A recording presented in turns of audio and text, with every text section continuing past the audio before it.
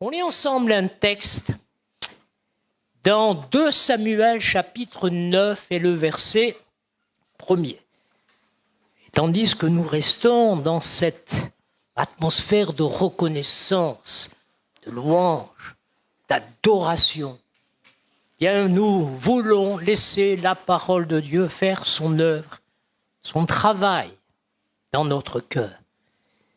2 Samuel chapitre 9 verset 1er. Tout commence avec une question. David demanda, reste-t-il encore quelqu'un de la famille de Saül pour que je lui fasse du bien à cause de Jonathan? Comprendre à cause de Jonathan, parce que tout à l'heure je vais dire à cause de Jésus, j'allais dire, à cause de Jonathan, il y avait une alliance entre Jonathan, fils de Saül, et David. Et Jonathan avait dit, quoi qu'il m'arrive, s'il m'arrive quelque chose, et il lui arrivera malheureusement de trouver la mort dans une guerre. Et il a dit à David, use de bonté, sois compatissant, sois bon envers ma descendance, mes enfants, sois bon. Et c'est la raison pour laquelle on verra le contexte qui est important. Reste-t-il encore quelqu'un pour que je lui fasse du bien à cause de Jonathan? Donc à cause de cette alliance, cette promesse, de cet engagement de David à l'égard de Jonathan.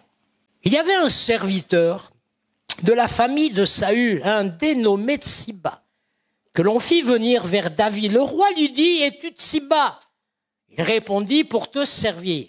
Le roi dit, n'y a-t-il plus personne? Et encore la question est répétée, n'y a-t-il plus personne, eh bien, de la famille de Saül pour que je fasse preuve envers lui de la bonté de Dieu? Tsiba répondit au roi, il y a encore un fils de Jonathan, il est handicapé des 2 jambes. Le roi lui demanda, où est-il? Et Tsiba répondit au roi, il est chez Makir, fils d'Amiel, à Lodebar. Le roi David l'envoya chercher chez Makir, le fils d'Amiel, à Lodebar, Méphibosheth, fils de Jonathan et petit-fils de Saül.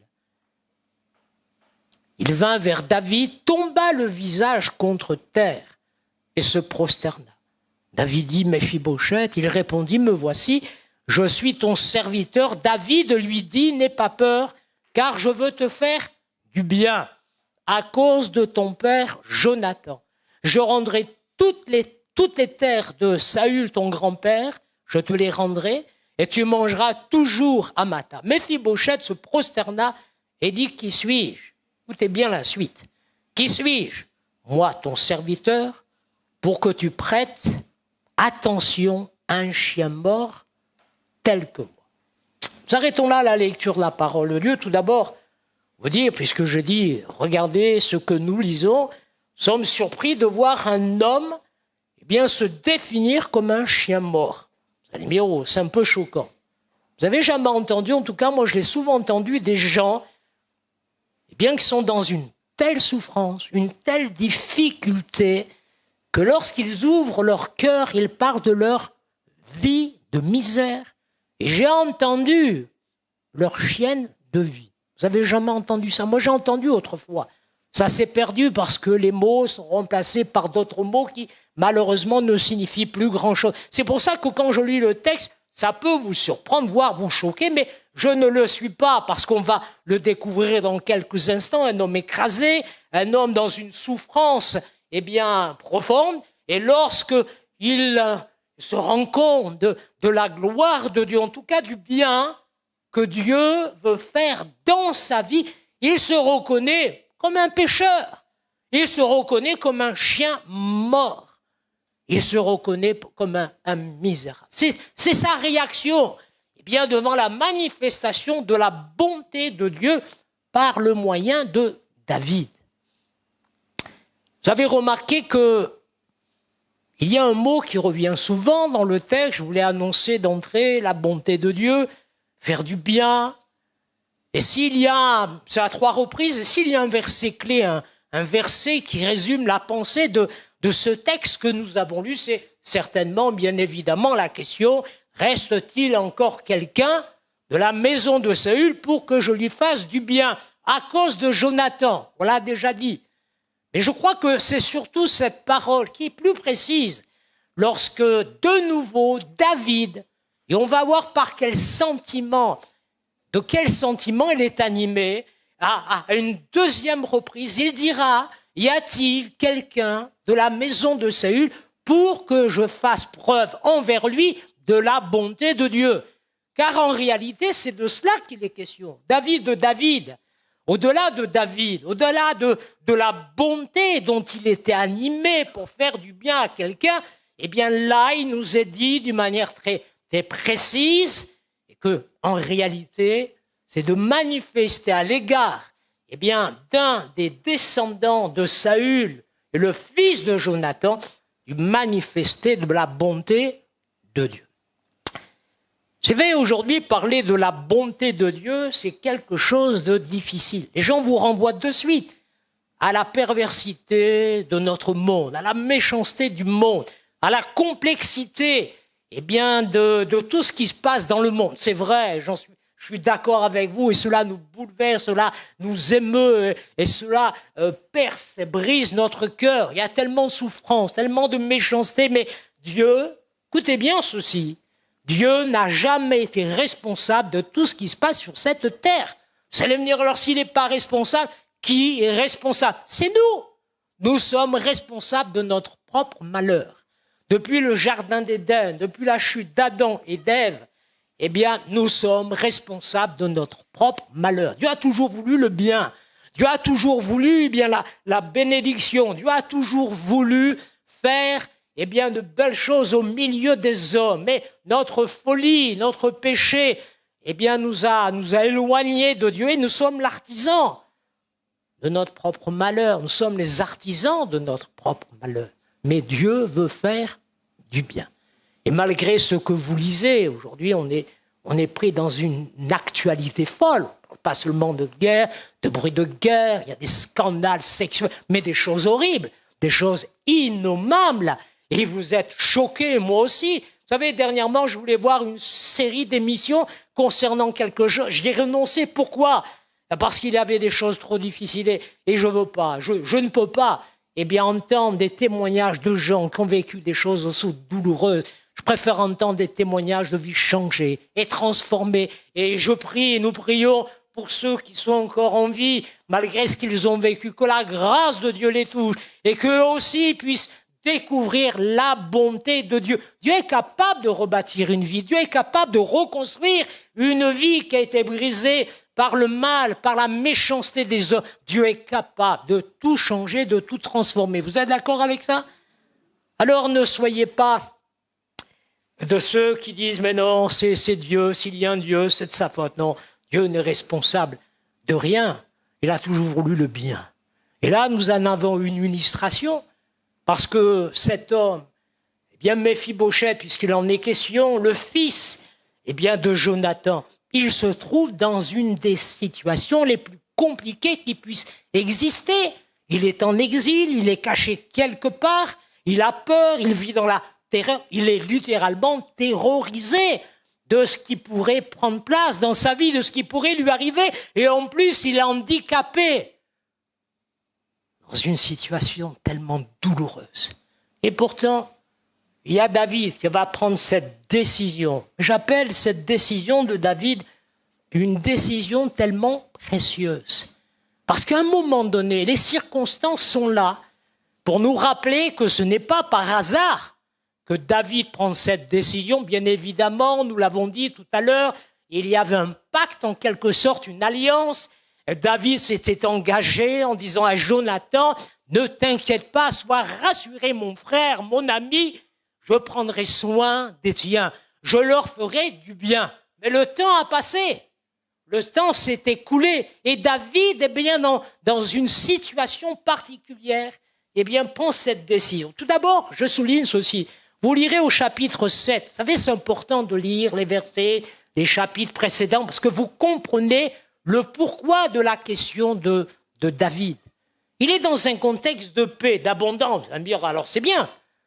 Mais c'est souvent dans un contexte de paix, d'abondance, qu'on oublie les choses spirituelles. C'est pas vrai ça? Vous allez me dire, ah mais quand il y a l'épreuve, soit elle nous rapproche de Dieu. Écoutez bien. Et ça, je peux vous dire, j'en ai fait l'expérience. L'épreuve, pour le chrétien, pour le croyant, soit elle vous rapproche de Dieu, soit elle vous en éloigne. Et soit elle vous rapproche de Dieu, soit elle vous en éloigne. Et malheureusement, nous connaissons des histoires. Elle vous en éloigne pour toujours. Mais lorsque tout va bien, lorsqu'il y a la paix, lorsqu'il y a, eh bien, la victoire, en tout cas, c'est ce que David vivait, l'abondance, c'est souvent dans ces moments-là que l'on délaisse les choses spirituelles, que nous abandonnons, il faut dire la vérité, et régnons à la maison de Dieu pour consacrer du temps, de l'énergie, eh bien, aux choses d'ici-bas. Et on commence à oublier, c'est une des conséquences, on commence à oublier, eh bien, la misère, la détresse et la peine des autres. Je ne sais pas si vous l'avez remarqué, mais lorsqu'on traverse l'épreuve, elle nous rapproche de Dieu. Dans la majorité des situations, c'est ce qui se passe. Il y a quelque chose dans notre cœur. On se dit, je vais me rapprocher, je vais venir à Dieu. Ce n'est pas Dieu qui nous a frappés, mais Dieu permet l'épreuve. Et avec l'épreuve, le moyen d'en sortir. Et il y a notre foi, notre espérance, et bien dans le Dieu vivant, c'est vrai. Et on vient, Seigneur, je viens prier, je viens chercher ta face, afin que tu me bénisses, tu me fais grâce. Mais lorsque tout va bien, oh, vous ne pourrez pas me dire, ça ne m'est jamais arrivé. Nous sommes tous passés par de tels moments. On se dit, ça va. Alors on se relâche. Ce n'est pas vrai. Il y a un relâchement. Et quand on se relâche, on se dit, mais je vais bien. Oh, merci Seigneur, je louerai l'Éternel. Tout va bien. Un relâchement. Relâchement, on lit moins la Bible, on prie moins. Puis on se dit, pourquoi aller aux réunions? Dans le fond, je vais bien en ce moment. Je vais consacrer un peu plus de temps dans telle affaire. Et c'est ainsi qu'on peut se disperser, ça peut vite devenir un piège, voire une occasion de chute. C'est pour ça que c'était pas facile pour David, tout allait bien. La Bible dit, vous lirez le chapitre 7, Dieu lui a donné la victoire. Il y avait un temps de paix dans le cœur de David, il y avait de l'abondance. Et un peu plus loin, il nous est dit que c'est dans un contexte même, il aurait pu se laisser envahir par la déception et l'amertume. Vous allez dire, ah bon? Dans un contexte de paix, d'abondance, il n'a pas d'ennemis. Mais à un moment donné, David, eh bien, dit au prophète Nathan, écoute, Nathan, le prophète, l'homme de Dieu, j'ai prié, je veux bâtir une maison pour Dieu. Son intention était louable, elle était bonne. Et Nathan, dans un premier temps, n'a pas de réaction particulière si ce n'est pas bien fait, ce qu'il y a dans ton cœur. Mais dans la nuit, Dieu parle à son prophète. Et elle dit à Nathan, écoute, l'intention elle est louable, d'accord, mais bon, c'est pas lui qui va le faire. Et le prophète revient. C'est un prophète qui est loyal, il est fidèle. Lui, il écoute la parole de Dieu. Il communique, il transmet la parole de Dieu. C'est son rôle, c'est son ministère. Et il va se confronter à David en lui disant, écoute David, oh, ton intention elle est bonne, mais c'est pas toi. C'est pas toi. Et voyez-vous, David aurait pu, dans ce moment-là, eh bien, se laisser aller, se laisser envahir par la déception et l'amertume. Il aurait pu s'en prendre au prophète. Vous savez, d'autres l'ont fait. Lorsqu'on a dit parfois certains rois, non, tu ne peux pas faire ça, c'est pas le désir de Dieu pour toi, c'est pas le cœur de Dieu pour toi. Certains sont mis en colère, ont pris le prophète, l'ont mis en prison, voire les ont tués. Mais David a écouté.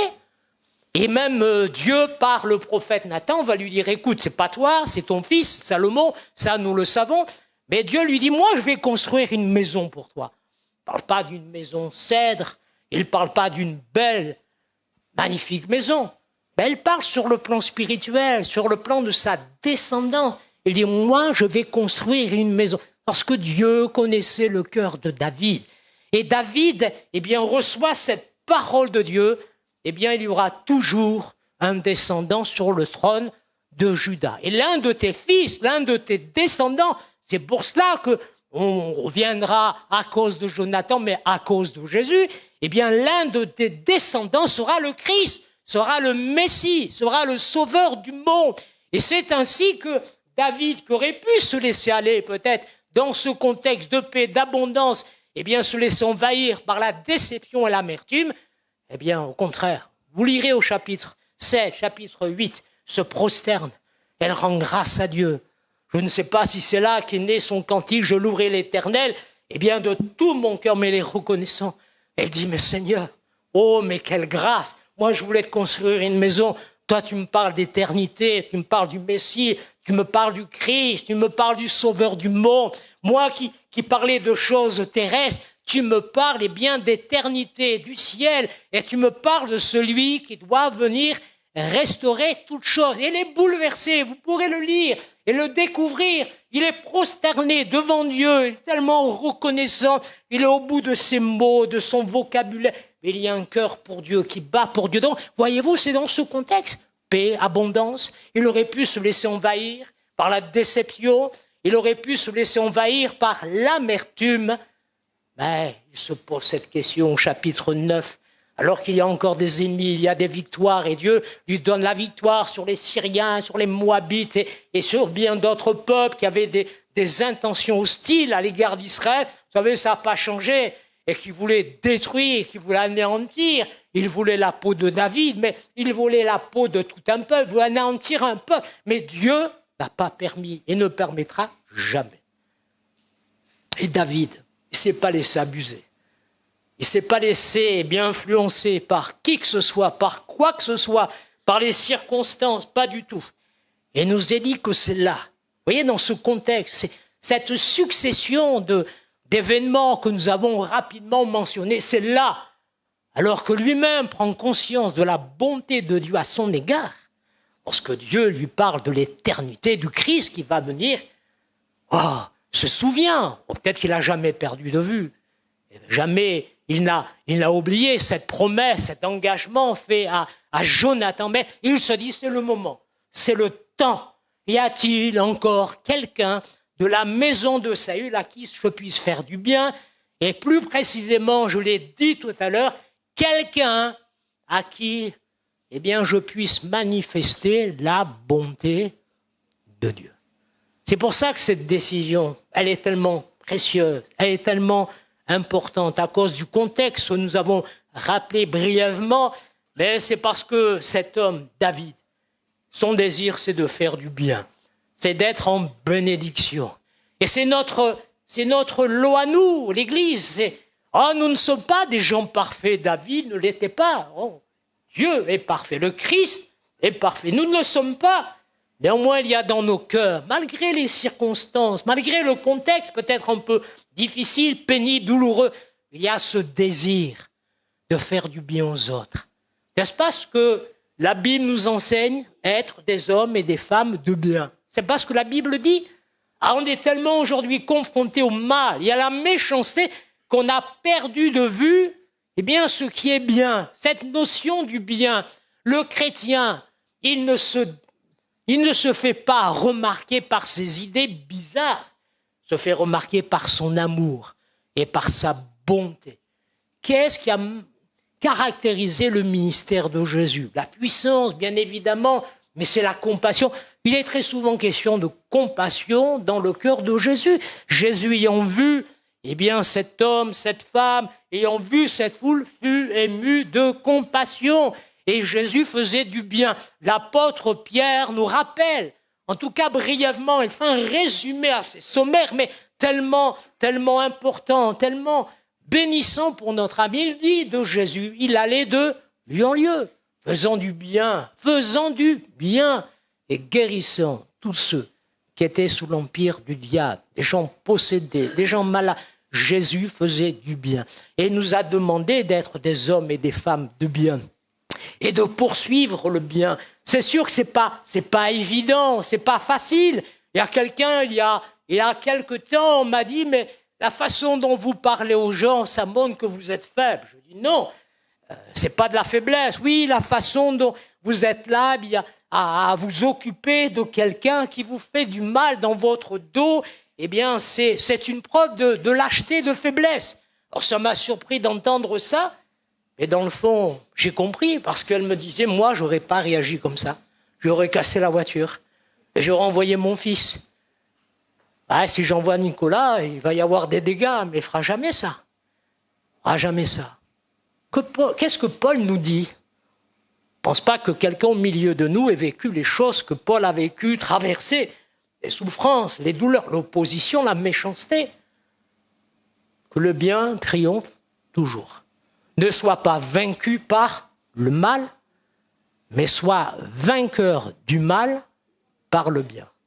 En toutes circonstances, soyons, frères et sœurs, écoutez-moi, ça c'est pour l'Église, mais pour vous tous, soyez des hommes et des femmes de bien. Et peu importe si on vous dit, mais à l'heure actuelle, comme quelqu'un me l'a dit, une voisine, mais dans le monde d'aujourd'hui, c'est preuve de faiblesse, c'est de la lâcheté.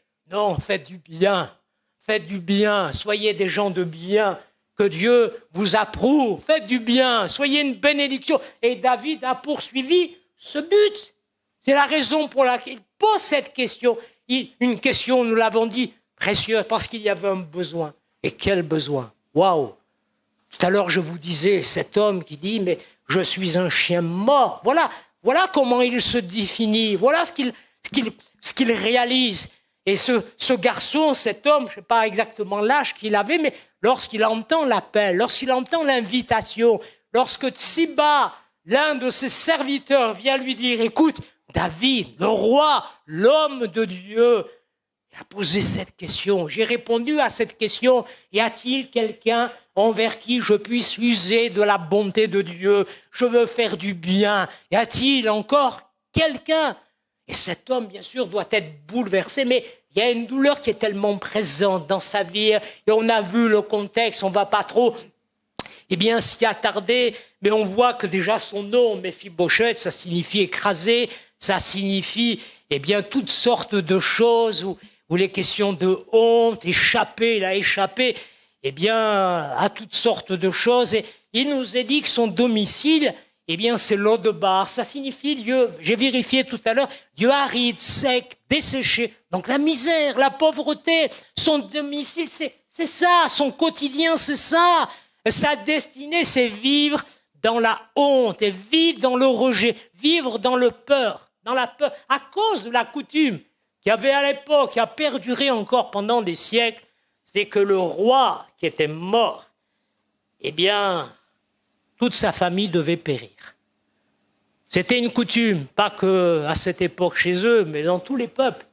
Dès qu'il y avait un nouveau roi, on voulait se débarrasser des enfants, des petits-enfants, pour que personne ne puisse un jour venir revendiquer le trône. C'est pour ça qu'il avait peur.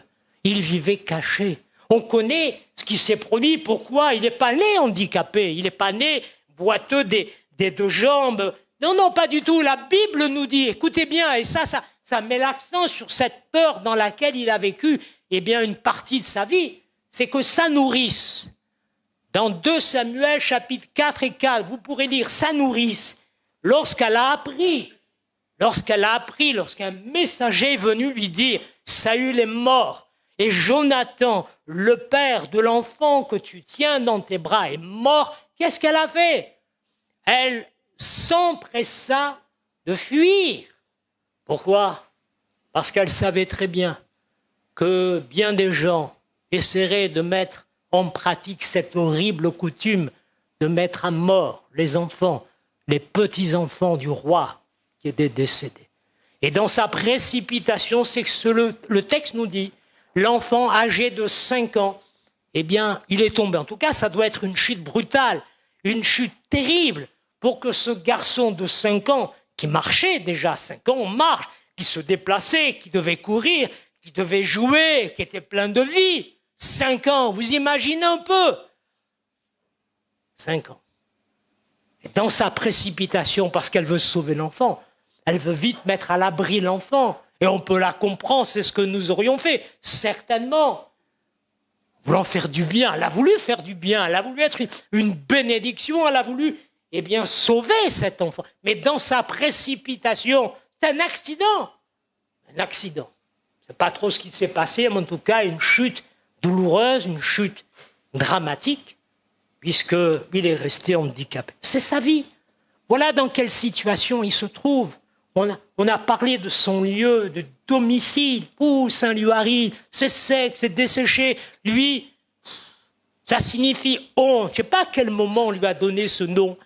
Peut-être au moment de l'accident, parce que vous savez, il y avait aussi cette coutume qu'on attendait parfois quelques années pour donner un prénom à l'enfant. Je ne sais pas véritablement, mais je ne pense pas qu'en dehors de cette éventualité d'attendre un peu, on puisse donner à un enfant un tel nom. Pas donner à votre enfant le nom de méprisé, haï, écrasé. Non, personne ne donnerait ce nom. C'est certainement la suite de l'accident fait qu'on a donné le nom de ce garçon. Mais lorsqu'il entend, écoutez bien, on va terminer avec ça dans quelques instants, lorsqu'il entend parler de David, bien sûr qu'il connaissait David de nom, ne l'avait jamais rencontré, David lui-même ne l'a jamais rencontré. Ils vont se rencontrer là, dans le texte que nous avons lu, mais lorsque Tsiba lui dit, écoute, il est sincère, David, c'est pas un traquenard, c'est pas un guet-apens, c'est pas pour te faire du mal, c'est un homme qui a un cœur pour Dieu, un cœur pour les autres, et il veut véritablement être une bénédiction dans ta vie. Et il va venir, et il va s'approcher. Vous avez remarqué, il ne vient pas revendiquer quoi que ce soit. Il se prosterne, et il dit, me voici. Et c'est là que, lorsqu'il entend ce que le roi lui dit, mais tu seras à ma table tous les jours, il n'y aura pas de différence entre toi et les autres, malgré ton handicap. Mais cet homme, je comprends qu'il tombe à genoux, je ne sais pas comment il a pu faire, mais tu réalises sa misère. Vous savez, souvent, on parle de repentance. Vous allez me dire, mais il n'est pas question de repentance. Dans son attitude, il y a quelque chose qui me fait penser à la repentance que nous devons vivre. Parce que tant que nous allons bomber le torse devant Dieu en disant « Oh, c'est moi qui ai raison, toi, tu as tort », tu es responsable de tout ce qui se passe. Tu es responsable de ma vie qui est gâchée, de mon mariage qui a été brisé, de mes enfants qui vivent des situations pénibles. C'est de ta faute. Mais pas du tout. Ce sont vos choix, ce sont vos décisions. Et puis il y a l'ennemi, le diable, parce qu'il existe. Il existe. Il veut vous perdre, il veut vous détruire, il veut vous anéantir. Et c'est ainsi que lorsqu'on est confronté à la réalité de l'amour, de la bonté de Dieu, on entend l'évangile, et qu'on prend conscience que Dieu nous cherche pour nous bénir, que Dieu nous cherche pour nous faire du bien, on dit Seigneur, mais qui suis-je? Vous n'allez pas employer l'expression un chien mort, mais vous allez dire qui suis-je? Un pécheur. Je ne mérite pas. C'est ce que moi je comprends dans l'attitude de Méphibosheth. Il comprend, il réalise qu'il ne mérite absolument rien. Il mérite absolument rien. On a décrit la douleur tellement présente dans le cœur de cet homme, dans sa vie.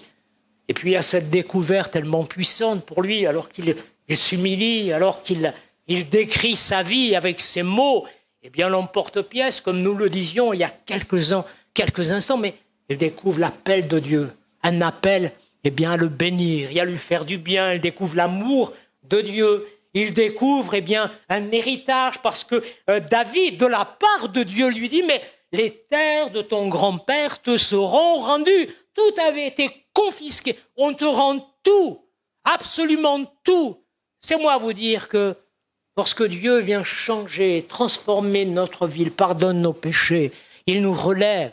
Ah, nous ne sommes plus, chiens morts. On ne parle plus de chienne de vie de misère. Mais on est relevé, on est pardonné, et on est transformé, et on est changé, et on devient une nouvelle création. C'est ce que la Bible dit. J'ai toujours aimé ce verset. Lorsque Paul dit, si quelqu'un met sa foi en Christ, s'il met sa foi au Seigneur Jésus, il devient une nouvelle créature. Les choses anciennes sont passées, toutes choses sont devenues nouvelles. Il y a un héritage. Ce n'est pas un héritage terrestre. Vous n'allez pas recevoir des maisons et des portions ou des lopins de terre ici ou ailleurs. Non, non. L'héritage qui est le nôtre, c'est le ciel. Il y a des bénédictions. On voit que David lui fait la promesse, tu seras assis à table, avec moi tous les jours de ta vie. Mais nous sommes assis, nous qui avons cru avec Christ, Et la Bible nous dit, c'est pas seulement à table, bien sûr, c'est l'image de la communion. Mais nous sommes assis avec Christ dans les lieux célestes. Ça peut vous sembler un peu compliqué. C'est notre position de victoire parce que nous avons été relevés, pardonnés, sauvés, secourus, parce que nous avons accepté la bonté de Dieu. Oh, que Dieu soit béni. Il y a une acceptation dans le cœur de cet homme. Il n'a pas dit non, moi je suis trop indigne. Je repars là où j'étais, je repars à l'eau de bar, je repars dans mon trou, je repars dans ma misère. Non, non, il a accepté. Vous savez, Dieu ne va jamais vous forcer, Dieu ne va jamais rien vous imposer. Laissez-moi terminer en vous disant, peut-être que vous le savez, il y a en réalité deux Méphibosheth dans la Bible. Il y a celui dont nous venons de parler brièvement. Vous avez compris, Dieu veut manifester sa bonté envers vous. Si vous croyez, si vous êtes bien disposé dans votre cœur, la bonté de Dieu va se manifester. Mais il y a un deuxième Méphibosheth, un peu plus loin, quelques chapitres plus loin. Ils sont de la même famille. Ils ont le même ancêtre, Saül. Ils ont une relation de parenté. L'un est épargné, l'autre est condamné. Oh, vous allez dire, comment, Philippe, tu termines avec ça? Parce que c'est une réalité. L'un a été épargné par grâce, parce qu'il a accepté la grâce de Dieu manifestée par David. Il a accepté toute la bonté de Dieu dans sa vie. Un autre a été livré aux Gabaonites. Il y avait une histoire terrible.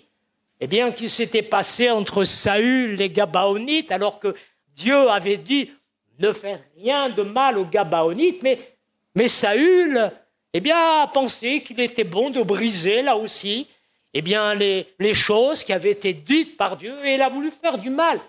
Elles se sont mangées. Et vous verrez le texte, je ne veux pas le lire avec vous. Il nous a dit que Méphibosheth, celui dont nous avons parlé ce soir, fut épargné. L'autre a été condamné. Je vais en venir où?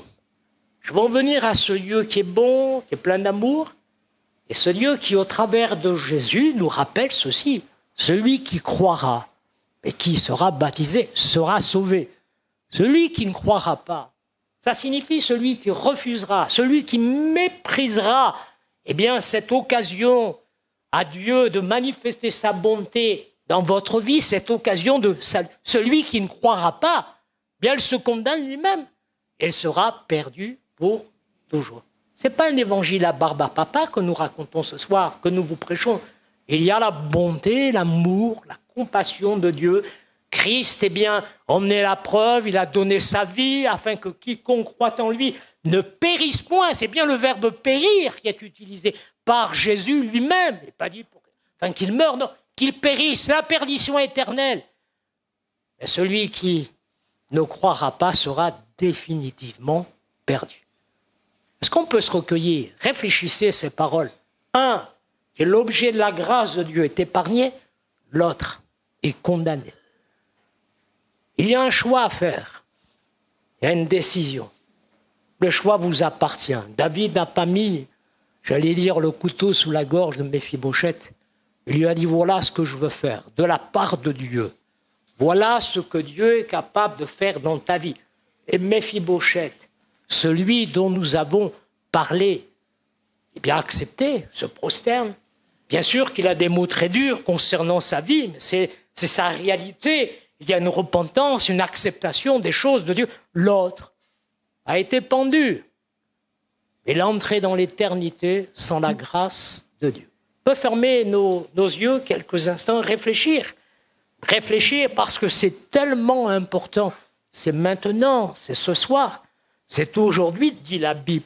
Nous n'insisterons jamais assez, eh bien, sur l'expression aujourd'hui. Ça, c'est le langage de Dieu. Le langage des hommes, c'est toujours demain. Le langage des hommes, on verra plus tard. On en a entendu. Et nous-mêmes, nous avons dit, je verrai demain. Et le lendemain, on n'a pas pu faire ce que nous aurions pu faire la veille. Aujourd'hui, si tu entends sa voix, donne-lui ton cœur.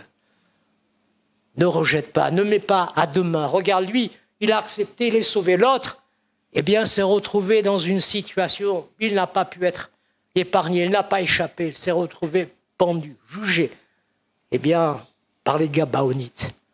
Oh, que Dieu nous aide et nous fasse grâce. Seigneur, merci de manifester tes tendresses et ta bonté à notre égard et de nous faire du bien à cause de Jésus.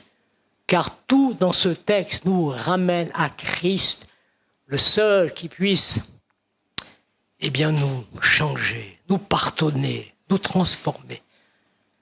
Alors que nous sommes recueillis quelques instants, spontanément, si quelqu'un a besoin de la grâce de Dieu, si vous êtes un peu comme Méphibosheth, peut-être pas dans sa situation, dans l'entièreté de ce que nous avons décrit il y a quelques minutes, mais même si vous n'utilisez pas ces mots pour décrire votre vie, mais si vous dites, Seigneur, je veux me prosterner, en tout cas mon âme se prosterne. Je réalise que tu es bon, que tu veux mon bien, et que tu veux me sauver, tu veux me rétablir, tu veux me faire du bien. Si quelqu'un, veut que l'on prie avec lui dans ce sens, quelqu'un qui est malade, quelqu'un qui n'en peut plus, parce que vous savez, parfois ça ne se voit pas, ça ne s'exprime pas, quelle que soit la situation dans laquelle vous êtes. Écoutez ce que Jésus dit ce soir, de là de David. C'est le fils de David qui veut prendre la parole et qui vous dit, je veux manifester toute la bonté du ciel envers toi.